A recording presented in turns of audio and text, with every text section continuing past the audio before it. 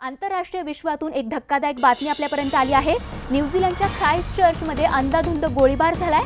अज्ञातांनी हा गोळीबार केला असून 12हून अधिक लोकांचा या गोळीबारात मृत्यू झालाय। बांगलादेशची क्रिकेट टीम ज्या मशिदीत गेली होती त्याच मशिदीवर हा गोळीबार झालाय, ज्यामध्ये 12हून अधिक लोकांचा मृत्यू झाल्याचे कळतंय। न्यूझीलंडच्या ख्राइस्ट चर्चमध्ये अशा प्रकारे अंधाधुंद गोळीबार करण्यात आलाय। 12हून अधिक नागरिकांचा यामध्ये मृत्यू झाला असून बांगलादेशची क्रिकेट टीम ज्या मशिदीत गेली होती त्याच मशिदीवरती अशा प्रकारे गोळीबार करण्यात आलाय। तर रीमा कठाळ यांचा प्रतिनिधी आपल्याला अधिक तपशील देत आहेत। रीमा, काय तपशील, कोणी केलाय हा गोळीबार, काय कळू शकलंय का?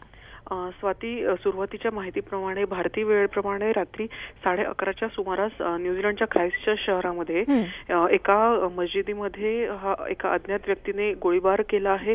न्यूझीलंड मीडियाने दिलेल्या माहितीप्रमाणे ऑस्ट्रेलियाचा एक रहिवासी आहे ज्याने हा गोळीबार केल्याची माहिती आहे। त्याचप्रमाणे अशी पण माहिती दिली जाते की त्याने हा सगळा गोळीबार फेसबुकवर लाईव्ह केला, मात्र त्याची कुठलीही न्यूझीलंड पोलिसांकडून त्याची हे केलेलं नाही, स्पष्टीकरण दिलेलं नाही, कन्फर्मेशन दिलेलं नाहीये। याच मशिदीमध्ये साधारण भारतीय वेळेप्रमाणे रात्री 10च्या आसपास बांगलादेशची क्रिकेट टीम जी सध्या न्यूझीलंडच्या दौऱ्यावर आहे त्या मशिदीमध्ये गेली आणि ते बाहेर पडत असतानाच हा गोळीबार सुरू झाला। त्यानंतर त्या लोकांना एका सुरक्षित स्थळी नेण्यात आलं।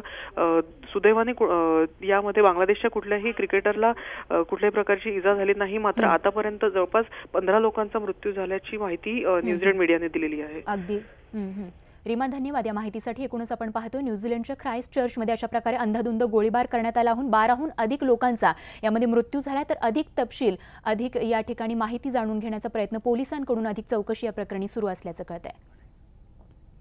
तर काल मुंबईमध्ये झालेल्या पूल दुर्घटनेविषयी अधिक तपशीलवार माहिती क्षणाक्षणाची आपल्यापर्यंत पोहोच करत राहणार आहोत। मात्र तुर्तास एक छोटासा ब्रेक, लगेच परत येतो। बघत राहा फक्त न्यूज 18 लोकमत।